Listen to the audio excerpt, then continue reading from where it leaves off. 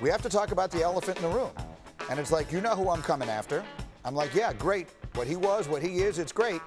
Needs no even talking about it. But one thing about it, Coach McDaniels will be able to call some stuff that we've never been able to call now. You're getting a dog, and you're getting one of these ticked-off dogs, too. And you know, as I bring RC and Neek back in here, it's fascinating to me because Cam is such a significant figure unto himself that we never even really talked about the Brady factor when he signed there because there were so many other interesting pieces of the discussion. How will he, sort of work together with Belichick? How different will the offense look and all the rest of that? RC, for a player of Cam's stature, what pressure is there, do you think, that comes specifically from being the guy who's replacing Tom Brady in New England? Absolutely none for him.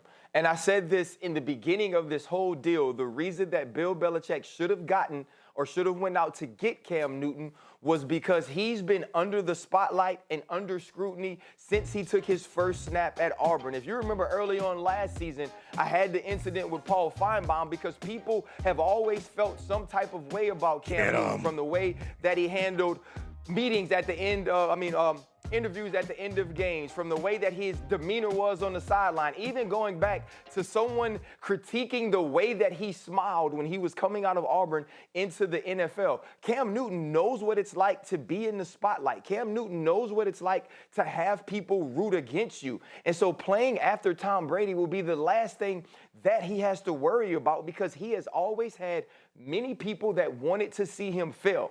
Cam Newton is motivated. Cam Newton is excited to get this opportunity. Cam Newton does know that he is special in his own right. So that's the type of guy you needed to replace Tom Brady. Imagine being Jarrett Stidham, and every time you throw a pass, you have to hear what Tom Brady used to do or what Tom Brady would have done. When Cam Newton throws a pass, it'll be about Cam Newton because it's always been about Cam Newton, and Cam Newton has had to overcome that adversity and those obstacles since he's been taking snaps at the quarterback position. What do you think, Nick?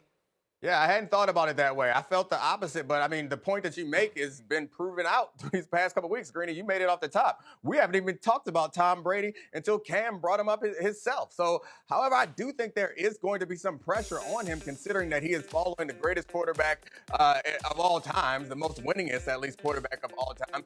But you're right about Cam Newton always dealing with this pressure. Like, you can go all the way back. I've been listening to this podcast series from The Ringer by Tyler Tynes that's about Cam Newton. And you learn so much about his time growing up in high school and so much about his time at Florida. Cam Newton's been through some things. I don't think that following Tom Brady is pressure enough to impact him negatively, but I don't think it means that the pressure's not there. Anytime you're following someone like that and you're entering the situation almost identical to the way it was left by Tom Brady. So if you're not able to improve on that, I think that does look bad a little bit for Cam Newton, but I don't think the pressure will affect him, but the pressure is there. It's just interesting to me that really the first person I heard talk about it was Cam himself.